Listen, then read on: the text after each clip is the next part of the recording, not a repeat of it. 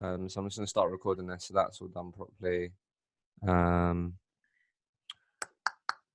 Did you get my message, by the way, about that whole question around billing and stuff?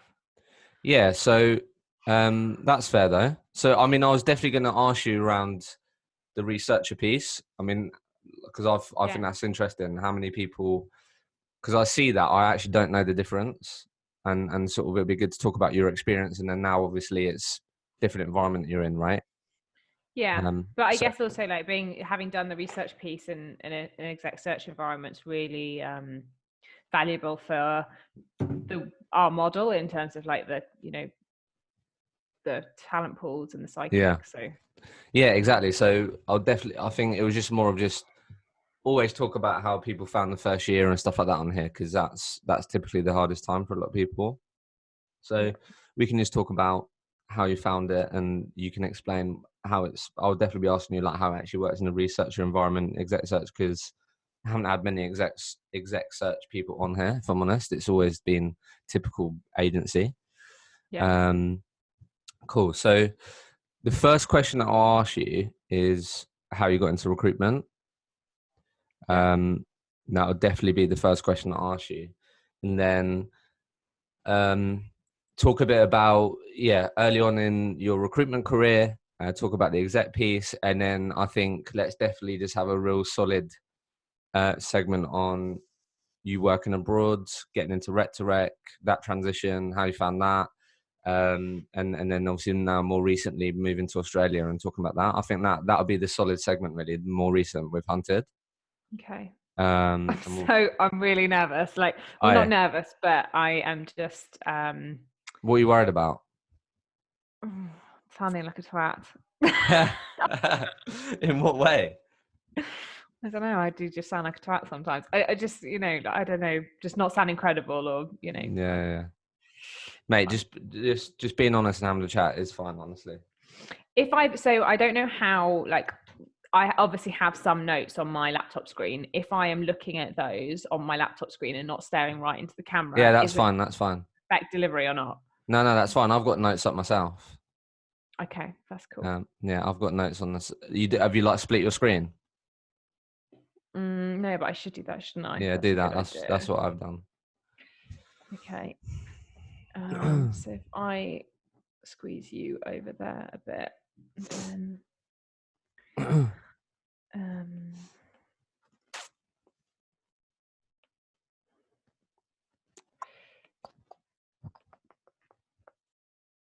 okay.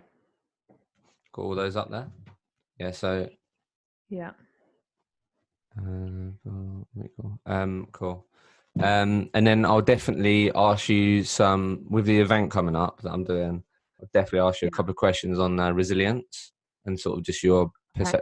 perception of resilience. Is that what you're doing the event on? Yeah. So that obviously on your Slack message, just to make it easier, I'll probably just do the exact same theme, which makes sense, and it's a good one. It's cultivating resilience and going the distance in recruitment. Okay. So I think that's just but we'll talk more about that. But I think that it would just make sense to do that. Okay. So I've got a couple of questions at the end that I'll definitely ask you on sort of what resilience in recruitment means to you and some things like that. All right. And then just to help me out, Yeah. working in Bali, Yeah. you're fine talking about that, yeah? Yeah, completely. Yeah, cool. All Oh, right. do you Sweet. mean from the like legal perspective of being paid, being on a dodgy visa, all that stuff? Is No. that what you mean? That's fine. Because it was very dodgy. Yeah, well, no, it's funny you say that. Two of my best friends live in Changi, and you've got to do visa runs and got to do all that shit. They actually got a Yeah. flat. They've rented the villa for like a year, or they've agreed it, and that's been dodgy. You have to. It's just how it is, isn't it? It's Well, more of. I was on a spouse visa, so I didn't have to Oh, do any really? visa runs, but I wasn't meant to work, which is why I had to be like a consultant and Yeah, get paid into a UK account and all that shit. yeah. Yeah. No, I just think some of the bullet points that I've got is just actually a lot of people. It's probably spoken less of now, but that sort of laptop lifestyle and like what that actually Yeah. looks like, and how great that is in recruitment. And just talking a bit about that, I think that'd be interesting. Yeah. And your Yeah. experience with that. Okay, Sure. mate. Right, let's do this. We got this. All right. Okay. Let's do it. We got this, mate. Look, If it does go horribly tits up, we can always scrap it, right? Yeah, we can, but that won't happen. We got this, mate. All right. Okay. Yeah. Let me just get in the zone. Right. Maybe I should get some water. Wait, can I just get some water? Yeah, One of course sec. you can. Of course you can. Of course you can.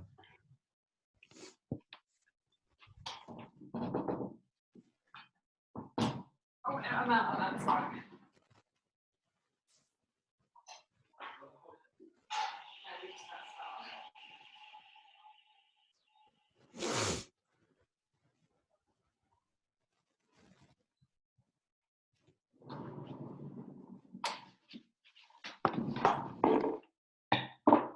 Okay.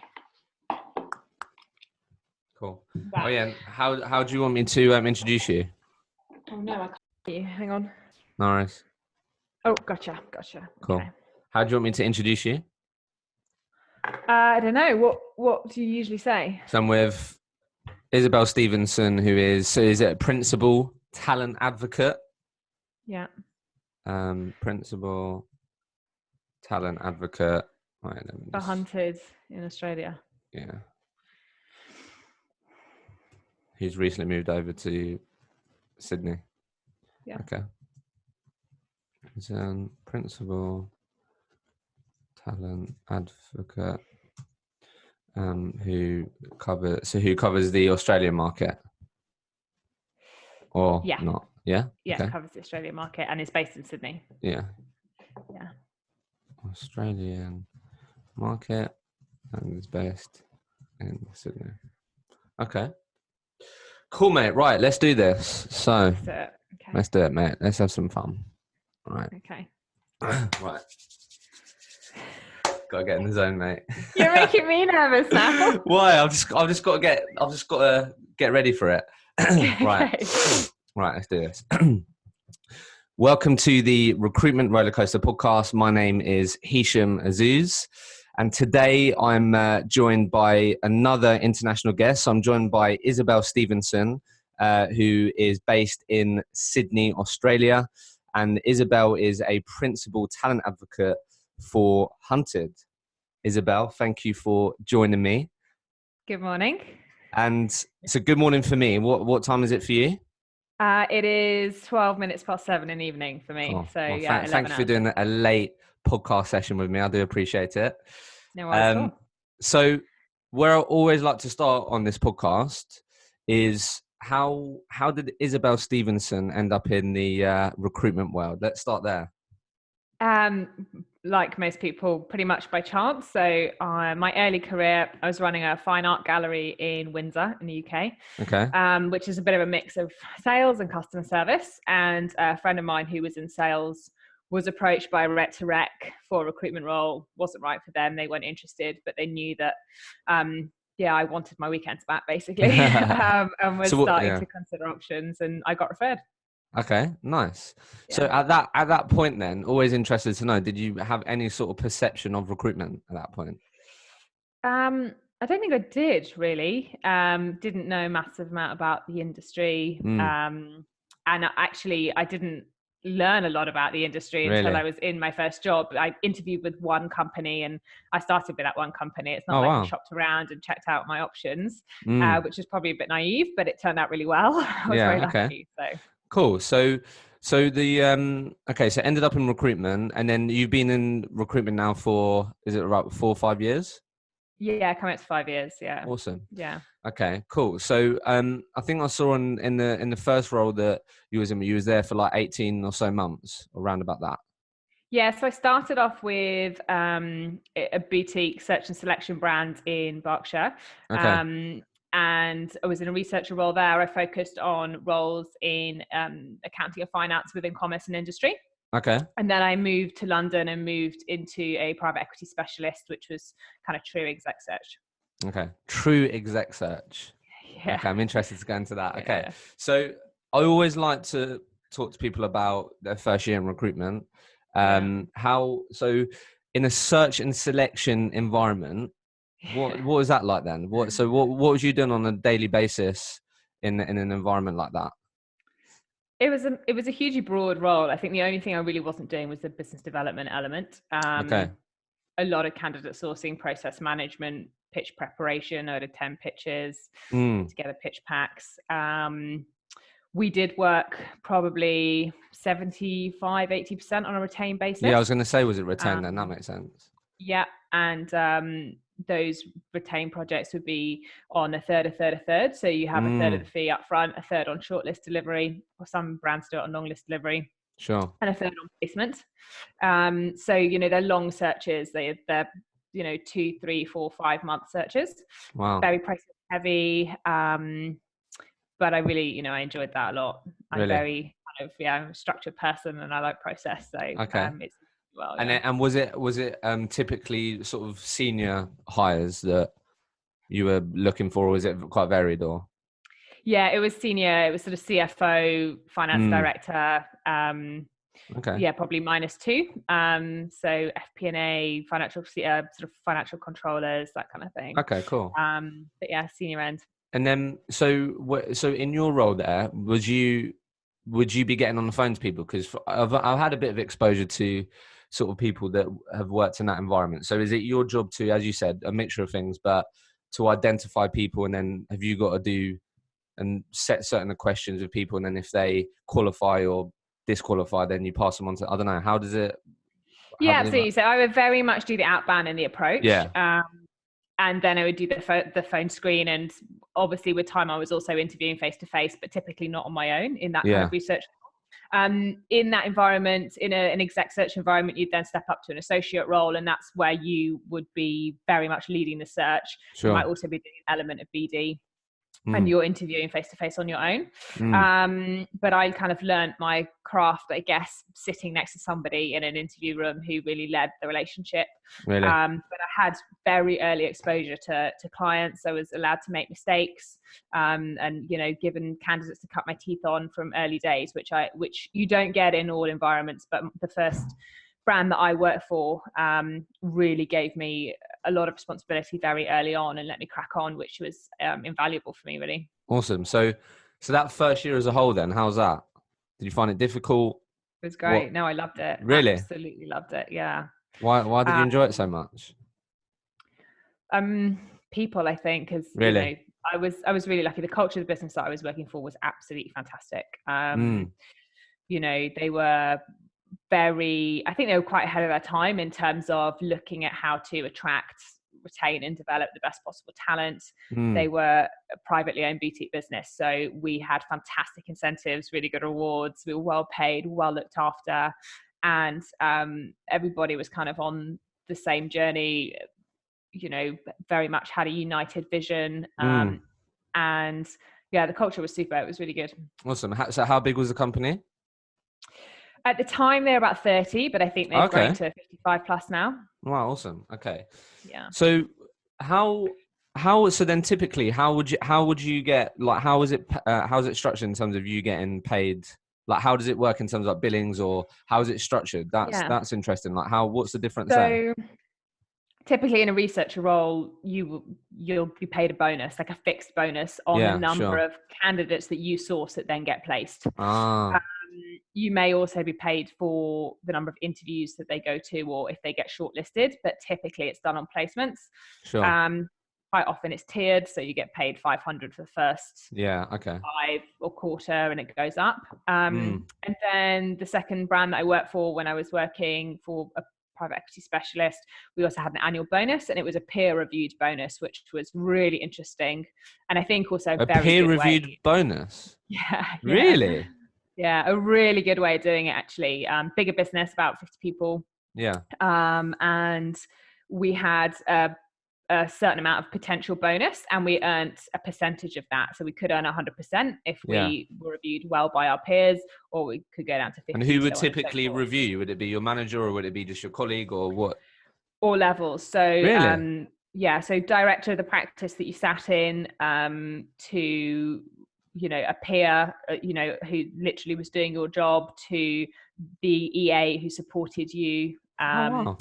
Yeah, and it was really interesting. It wasn't just on performance; it was on all areas of how you contributed to the business. how accurate your CRM input was. Okay. It was really thorough, but it was really good. It really showed you where your strengths and weaknesses were, but it also meant that, if you weren't so good at some stuff, but you were good at others, it all kind of came out in the wash. Yeah. But what it did mean was that in the 2 weeks, like running up to you submitting scores for various different people, that suddenly you were everyone's best friend, and everyone was really agreeable for those couple of weeks. That's interesting. So, okay, just to sort of wrap that up then, like so now, obviously, so for people listening, how would you best articulate the difference between agency versus exec search? Like what is the main difference, would you say? I would say speed and depth of relationship, probably. That's not to say that there aren't contingent recruiters who don't have very solid long-term. Well, it's having to be that. It's having to be that now, isn't it? Otherwise, absolutely, So it's going more that way, which is interesting. The transactional stuff just doesn't cut it anymore. Especially, I mean, I can speak for the Sydney market, obviously, and rec to rec specifically. It's a very face-to-face market. Time served is a huge factor in rec to rec. You have to kind of build that trust, and transactional rec to rec is just no one has any truck for it anymore. Okay, so it's the depth of relationship.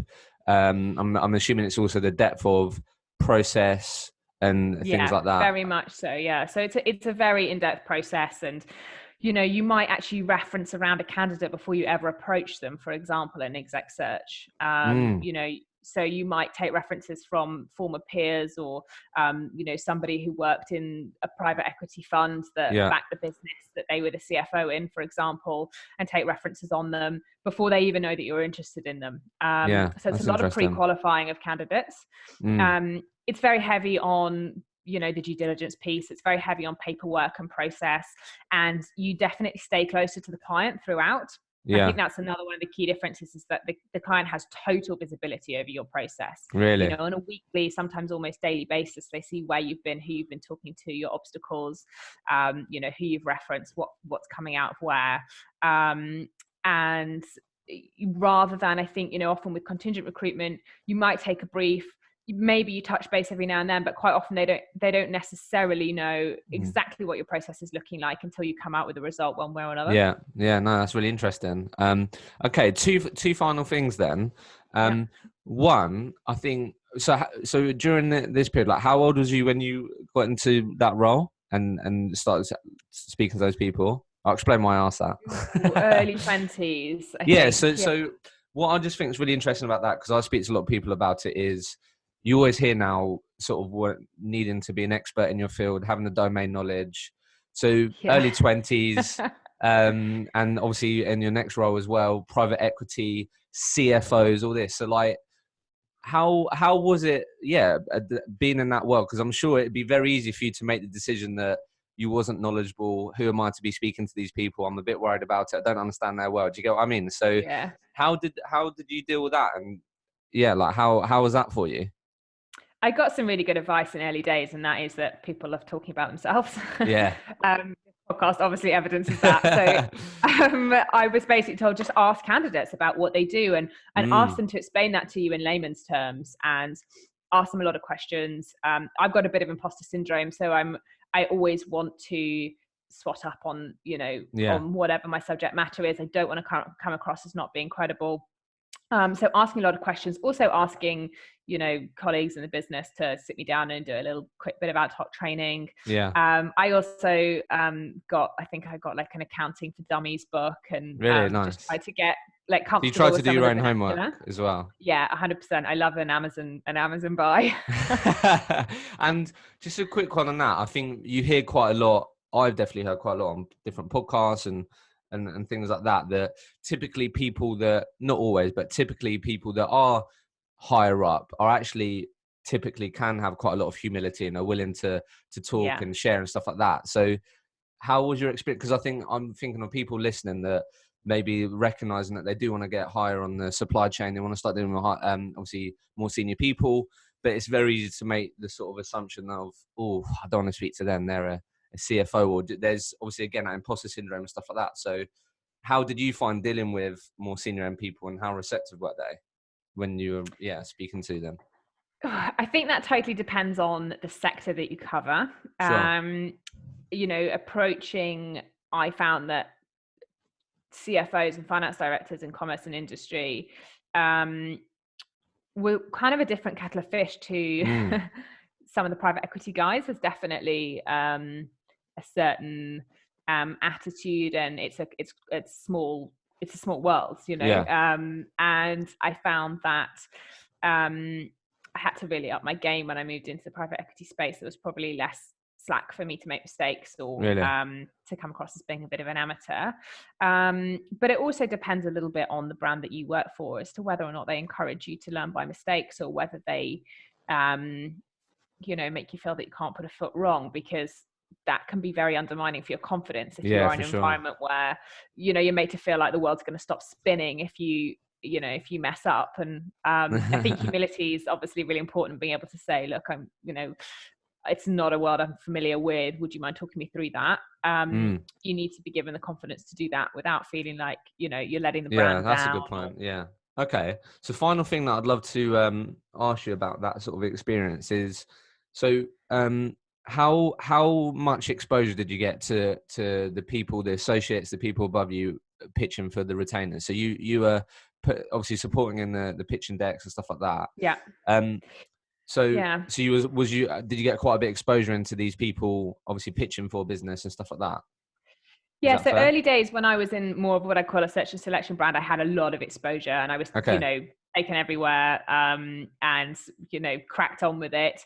When I went into a true exec search environment, I think a lot of people do find this when they're in an exec search firm, is that there's a very strong structure to progression. So you might spend, 2 years as a researcher, 3 years as an associate, and it's depending on the structure of your business, it's very cut and dry. It's very black and white as to Sure. the rungs you have to climb and how long it takes to climb them and what the criteria are for climbing them. And if you're in a boutique that is perhaps a little bit more flexible and perhaps does some more contingent work and doesn't just do exec level roles, the more you ask for, the more you're given, and the Yeah, faster sure. you can move up the ladder. But I think exec search can be a little bit frustrating for some people who do want to, progress very quickly, because it's definitely more process heavy. It's definitely more, this is the way we do it, this is how you progress, and you really have to become a true vertical expert before you start doing the BD piece. You have to have like very deep industry knowledge. What I'd love to get your thoughts on is, because I'm speaking to a lot of recruiters who, so I speak to a lot of recruitment business owners, and for them, they want more forecastable revenue, right? One of my actual clients that I work with, she only helps recruiters with more retained business. And I think that's definitely something that a lot of people are thinking about, right? In terms of just productization, all these different things, right? So I guess what I'd love to just get your 2 pence on is, what are the typical things that you heard as to why their clients should be working with them on a retained basis? Do you get what I mean? Because I think a lot of people have that assumption of it's the same as doing contingent, or what's the actual difference, these types of things. So I guess anything that you and do you do retained work now? Do you pitch for retained work now actually at Hunted? Yeah, absolutely. So the model that we have here at Hunted isn't the traditional contingent fee per hire rec to rec model. We typically work with the brands that we work with on a project basis. Sure. So that might be an offsite project, it might be an on-site project where we're, in their office, embedded in their culture. But I think that whether it's rec to rec or whether it's exec search, the retained element is really, it flips, whether it's retained versus contingent, totally flips the model on its head. So contingent work is always, no matter what sector you're in, typically it's servicing the candidate market. So it's very speculative. It's, who have we got on our books? Who's looking for a role now? Who do I know? Who we can pull in for this? Whereas when you are retained, you are really getting under the skin of that brand and taking their narrative to market. You are exclusively representing them. You are doing it, with accuracy and integrity. And you are covering the market very thoroughly, whether people are passive, whether they're active, and you are making sure that you look under every stone for the right solution. So So it's a much more thorough, diligent process. It's more likely to have an accurate outcome. It's definitely more of a precision tool than the contingent piece. And that's not to say that contingent can't be precision at all. But I think if you just look at the sort of stereotypical transactional end of the recruitment. So is this typically what the types of things that you'd hear your obviously old colleagues say to clients? Like this, like, do you get what I mean? Because it's like a lot of people listening may they like the idea of retained, right? Oh, I'd love to sell a retainer. Yeah, it's so like, what were just the core things that you always heard as to this is why you have to pay as a retainer, or this is why you should these are the benefits of a retainer? Do you get what I mean? Yeah, I think that network is a huge part of that, and if you are working with a brand that is well established, has a very strong brand, has a very strong network, and is well known, and obviously track record comes into that. When it comes to network and reputation, track record is very important, and I think those three combined are really what brands tend to sell retainer on. So network, track record, reputation, because really that's what gives them access to the best talent, especially in quite a talent short market where perhaps there's a pretty small pool of people who can do that job, and they're constantly being hit up by recruiters. Okay, cool. So all right, final thing then, if knowing what you know now, any advice that you wish you'd received early on in your recruitment career? If I could give myself some advice, it would probably be, I definitely drifted a bit in my early 20s. And I think I probably got behind my peers on the career ladder a little bit. And I would probably tell my 22-year-old self to knuckle down and suss it out. I think I looked for fulfillment in the wrong places in my early 20s, and I would have said, look for it in your career and crack on with it. Okay. And I would definitely also say, to anyone who's like in their early days of recruitment, the nature of the industry is that there can be office politics, and there are elements of the role that are quite mundane. It's just an unavoidable fact, and you have to make sure that you're always looking at the bigger picture, look at the long game. And I got stuck in the short game for the first few years of my recruitment career, and actually doing a year of something where there are a few little niggles, it might seem like a long time that you're feeling a bit disgruntled, but if it's moving you towards your life goal in your career, then look at that bigger picture, play the long game. That would be the advice that I would give to myself. When did you feel like, oh, actually, I can do recruitment as my career? Like, do you know what I mean? Because you're talking about recruitment as being a career there, when typically, obviously, that's a big part of this podcast, making recruitment a career choice. But how, like, when did you start feeling, oh, actually, like you said, a bit of a realization that I can knuckle down, maximize the career opportunity that I have. But when did you really start feeling that recruitment was a career for you? Quite early on, I have to say. I had really, in my first role in recruitment, I did have very clear career progression and a lot of structure and support around that. Sure. I think that I didn't necessarily take all the opportunities available to me to develop in that first year.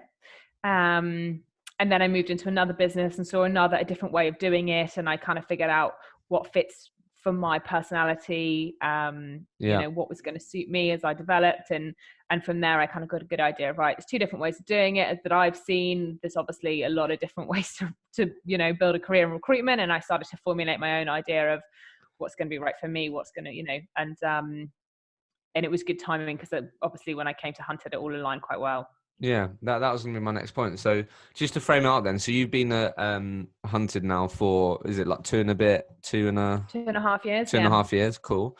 Yeah. So, and did you start that, obviously you're going to have to help me out, but did you start that early part in career in Hunted when you was abroad? Or? Yeah, so I was a candidate and I got in touch with James because we were moving overseas and I was really keen to do some remote work for business in Asia or someone in Australia, but I didn't want to do a weekly commute. So I said that I would need to be 100% remote. And this is in the UK?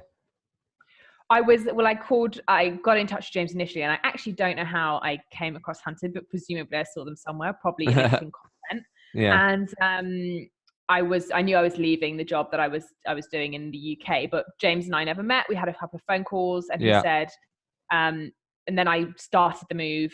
I literally got married, and we left the country 24 hours later. Really? Yeah, my husband had a job and I didn't, and we. And where was this? Yeah, so we moved to Bali. Okay.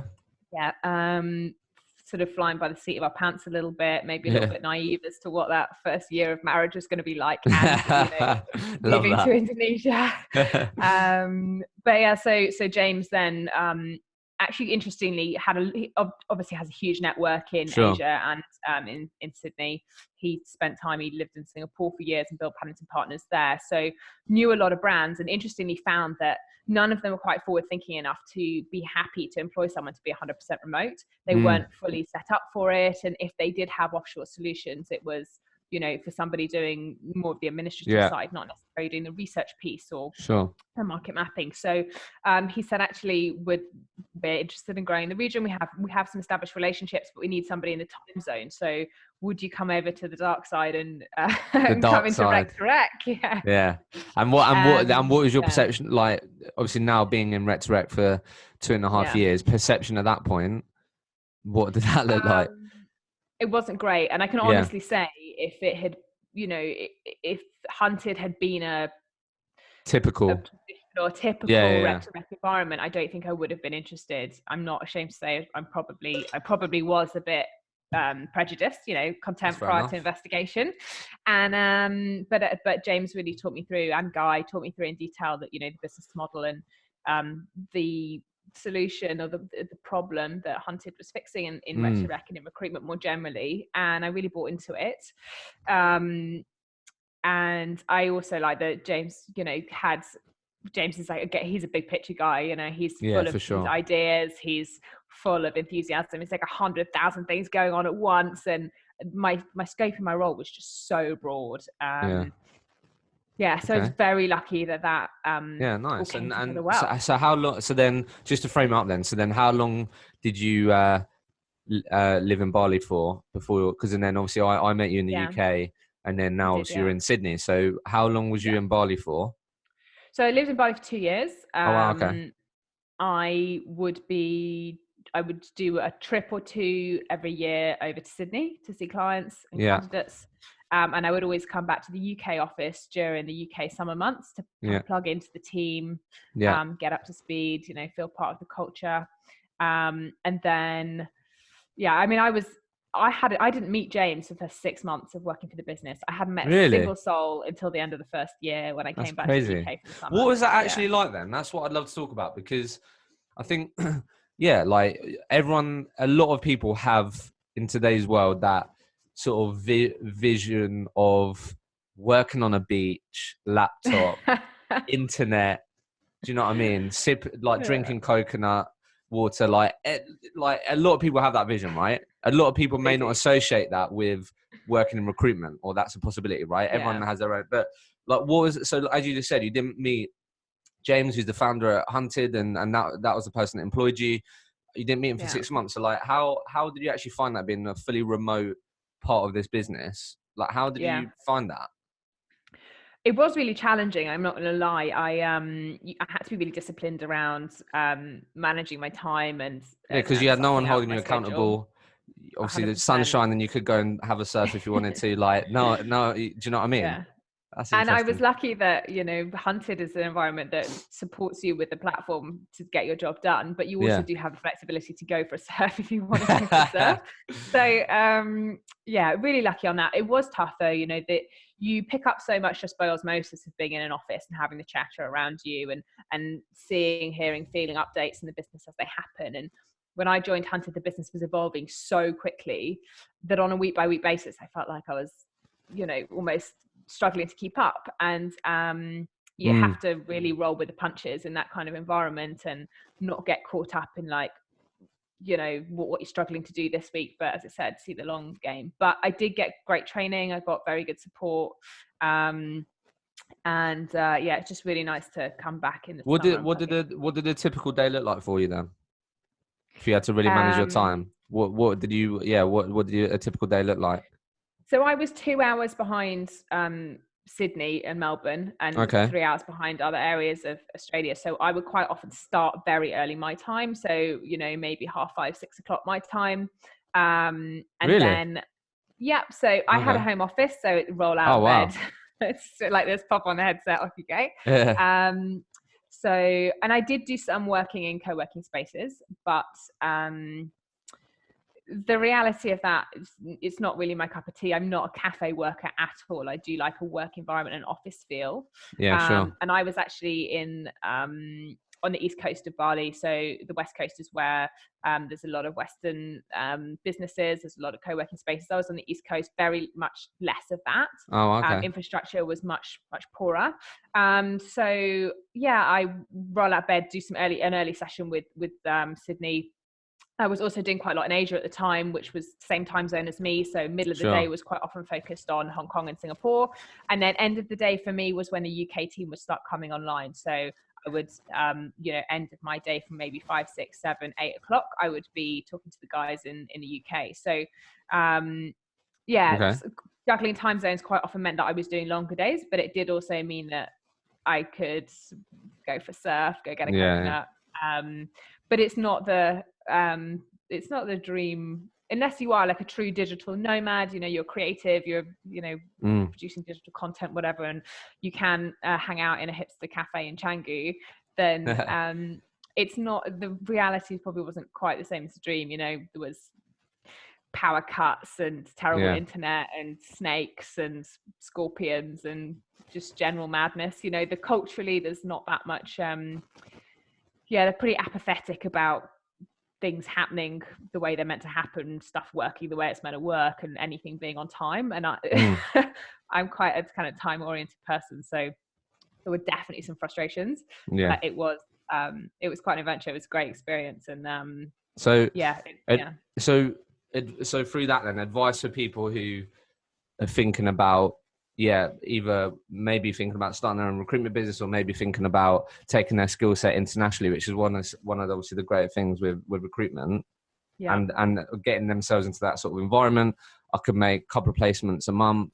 That's 10-15 grand in the bank, or from a laptop. Happy days. Like, what advice would you give those people?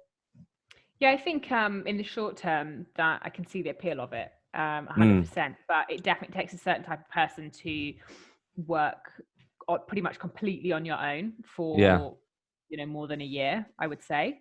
Definitely need some sort of mental strength around that and good discipline. And I would also say that it's all very well and good, but you really have to consider whether like it's moving you towards your long-term career goals, or whether you're actually just treading water. Because you can tread water for a year or two, but you then get to a point where you have to make a pretty hefty decision about what you're doing. Right. Yeah. Am I really committing to this? And that's true. Yeah. Okay. Cool. So the Australian recruitment market. Yeah. So you've been working that for 2 and a bit years now. Yes. Yeah. Yeah. So, firstly, the second biggest audience of this podcast is people in Australia. So the first, probably all Brits. Yeah, probably, exactly. So that's my first question. Like, what are the actual realities now of a UK recruiter taking their skill set to Australia? I think I've had a couple of people on the podcast that've spoken about this. Andrew McGregor, that I know that had another chap on that's from Essex, ended up in Australia. But it seems like this all happened quite a few years ago, right? But what are the actual realities for UK recruiters wanting to take their skill set to Australia? It's 100% doable. So a couple of years ago, they changed the legislation, and the criteria you had to meet was upped. Sure. So, a lot of it, 5 years experience, degree, 90k base salary. That's now been changed. It's much softer now. And I would say that anybody with 3 years experience who is billing, is doing a good job of what they're doing, is, without a doubt can get a sponsorship for a visa. Most businesses here can sponsor overseas candidates. Okay. It's a little bit costly for brands, so there's obviously a risk element involved. So from the business side. Yeah, from the business side, yeah. So we quite often find with candidates, they come over here on a working holiday visa, and they can work for the brand for up to 6 months. So it's almost they get to try before you buy. They make sure that it's going to be the right fit, and that person is as expected based on interview process, and then they will commit to sponsoring that candidate or that individual for 2 years. Okay, that's interesting. And 6 I think months it's to a good show way them what you're around it. made of. Yeah, exactly. Wow, Yeah. okay.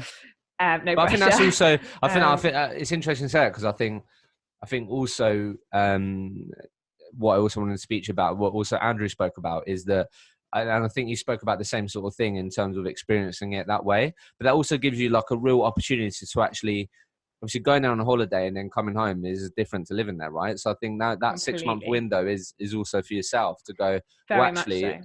do I like this culture? Yeah. Can I see myself living here? Yeah.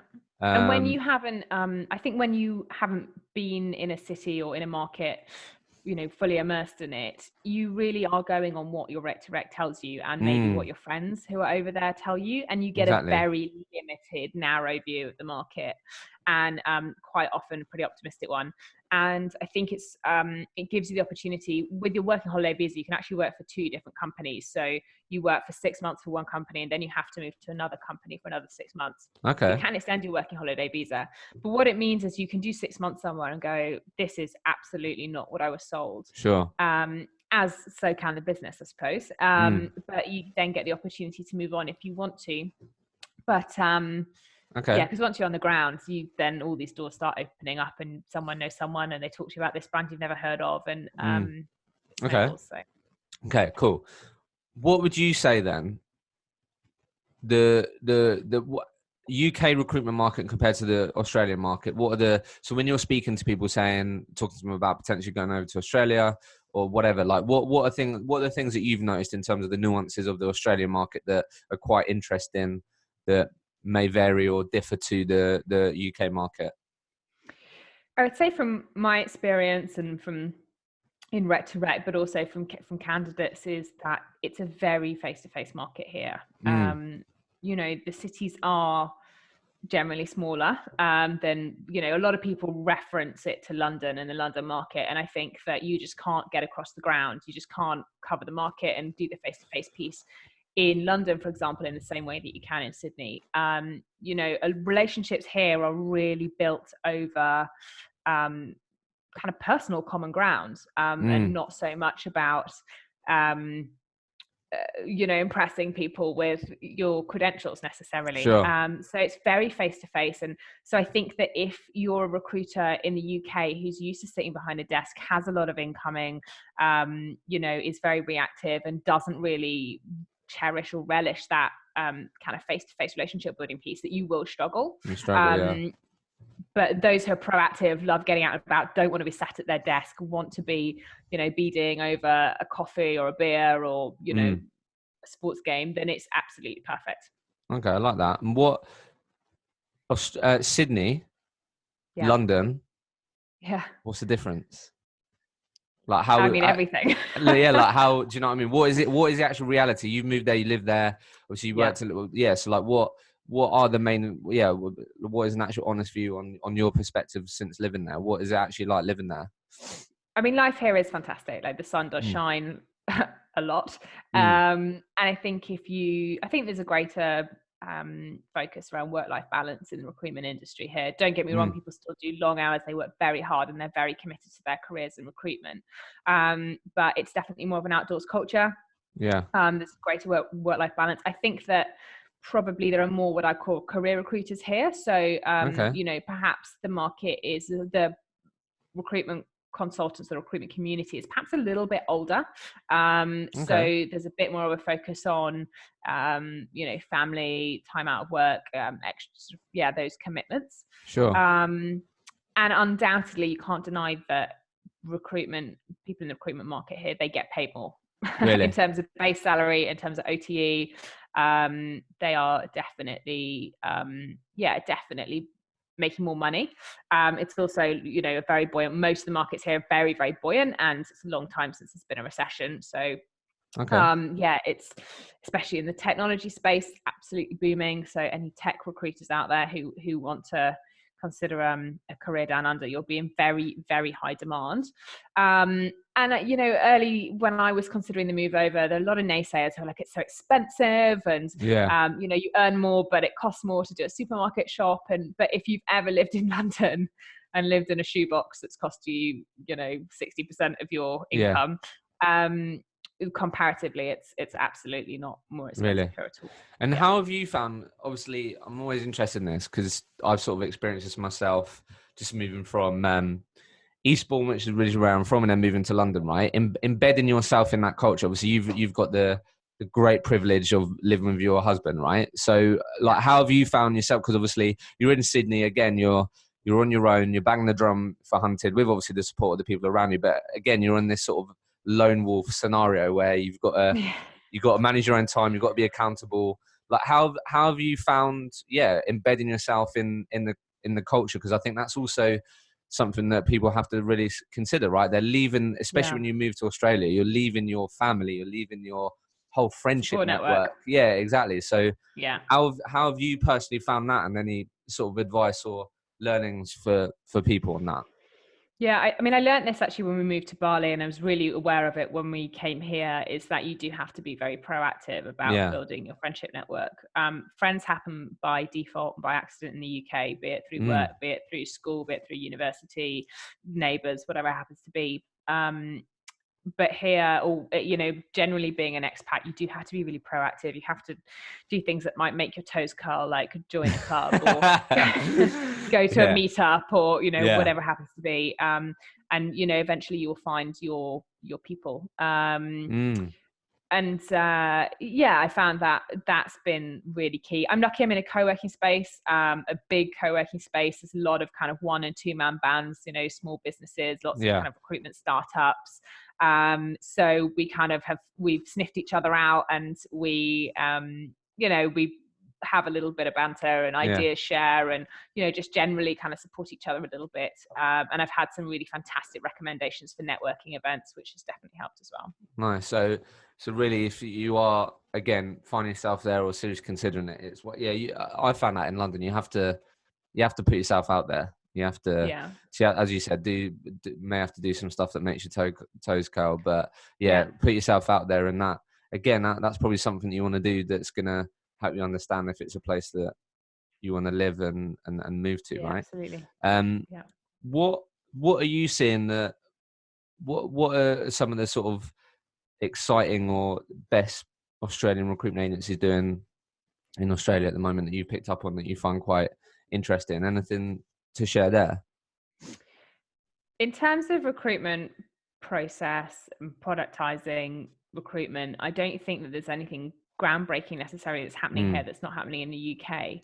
Because I've heard a few, sorry to cut in, but I've heard, just say this and I'll let you talk, but a couple of people have said to me that a lot of people say that sort of Australia are always a couple of years behind the UK, and it's quite a general term, but how much, I don't know what that's based off, but I think do you get what I mean? Yeah. I think that's fair, but it does mean also that there is like huge scope for opportunity. For opportunity. Yeah, absolutely. And I think the brands that are really standing out for me when I'm meeting new brands and, getting a lay of the land and hearing who's good and who's not and so on and so forth, the brands, I think talent acquisition is a huge area where they're a little bit behind the UK market. It's still very reactive here. Okay. I don't think that brands have necessarily fully embraced the concept of investing in their employer brand to attract and retain the best talent. And obviously it's a very long process, but it's vital for sustainable organic growth. So the brands that are doing well here are those who kind of really understand this. They have a specific strategy around this, rather than just leaving it down to chance.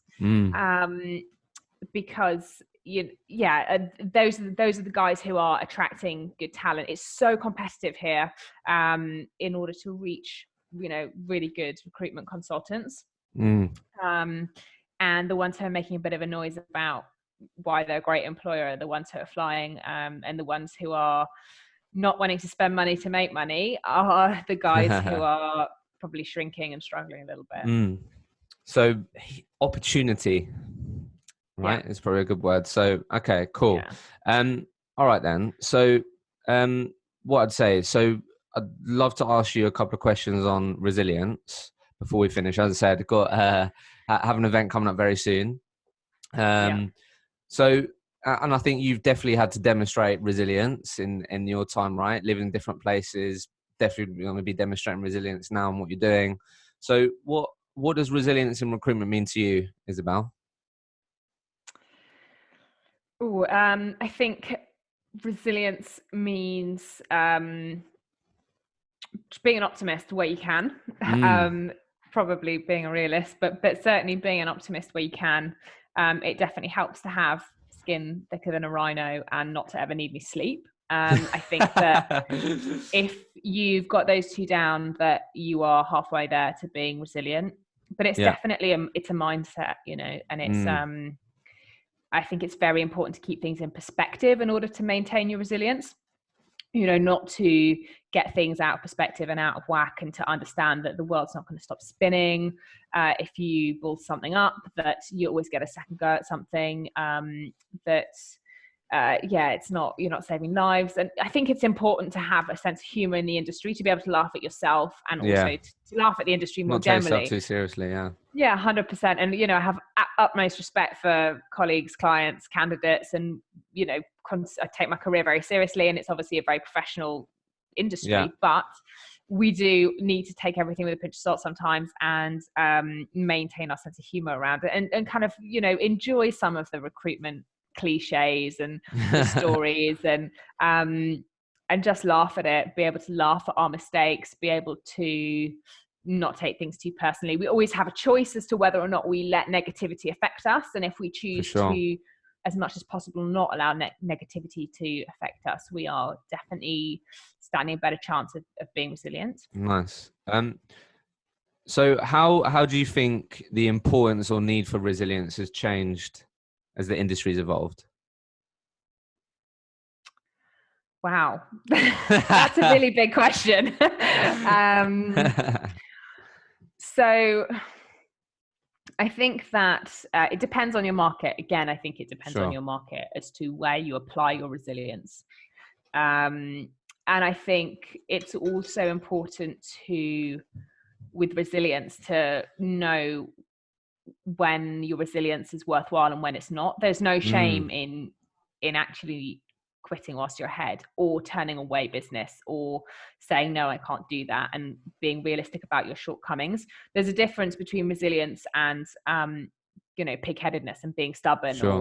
And I would always say that you have to be authentic, and you have to be honest, and you have to manage client expectations. And if a client's expectation is genuinely something that you can't deliver on, typically you will build trust if you push back on that. And you know, I would rather not undercut myself for short-term wins, because obviously that will hinder me in the long term. So yeah, with regards to resilience, I think knowing when to use your resilience. I don't think that really answers your question. No, I like that. I think that's interesting what you said. So, final question: what can people do themselves to instill more resilience in themselves?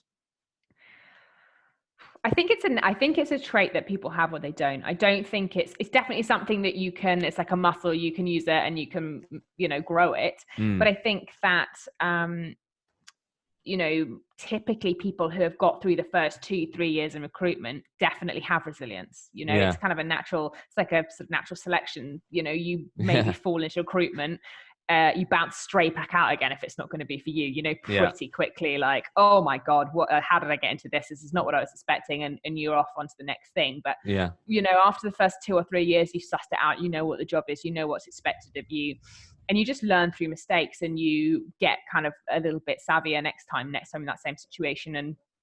And your resilience just grows. But I don't think resilience is something that you can fake. And again, this comes back to the authenticity piece, that if you are, you know, creating this dissonance between who you're trying to be and who you really are inside, you are going to end up coming unstuck emotionally. And, you know, you need to find, I mean, I've had to find on the resilience, to grow my resilience in recruitment, I've really had to find a way of operating that aligns with my internal values. And as a result, it's not that hard for me to be resilient. You know, I operate in a way that doesn't ever compromise my values, my morals. And so being resilient and kind of going the distance isn't too hard for me, because I don't feel in an uncomfortable position on a daily basis in terms of how I operate with candidates and clients. Yeah, no, I like that. Great answer. Okay, before I ask you the final question, what are you excited about, Isobel? What do you want to shout about? What are you excited about? I am excited to potentially be doing a podcast live event with Hey. you. Stay Yep. tuned, everybody. Yeah, for sure. Coming up, and just future growth here in Sydney. Like it's a fantastic city to be in, and Australia's, it's definitely in the pink at the moment in the recruitment industry. I'm really hoping they've got a visa legislation review in March, and that looks like Is that when they typically review things? Gets looked at every 6 months, but I think there are going to be some changes again in March, and there are some signs that it will look positive from a getting permanent residency perspective, which I think a lot exciting. of recruiters are excited about. Yeah, sure. But yeah, I mean, Okay. yeah, Just having some dinner after this. excited for the adventure, right? Okay, cool. So, question I ask everyone, you can answer it with a phrase, a word, sentence. But if Isobel could communicate to every single recruiter out there, they'd take on your advice, they'd listen, they'd implement it tomorrow. What are you saying to the people? What comes to mind? Don't discount. Don't discount. I like that. Yeah, know your worth without a shadow of a doubt. I've learned this the hard way, building a desk in a new market where nobody's heard of me. Really kind of, it's hard graft and it's a cold build. I've learned that you can create more value for your client and you can minimize the risk that they are assuming by working with you without dropping your price. And I think it's really important to know what you are worth, to stand by that and to be prepared to walk away from business if it doesn't, if it's not mutually beneficial for both parties. And as I said earlier, if you undercut yourself in early days for those quick wins, you're not making your pipeline sustainable in the long term, and it makes it very difficult for you to grow. So I would definitely say, yeah, don't discount. I like it. Yeah, I like it. Isobel, it's been a pleasure. Thank you. Thanks very much.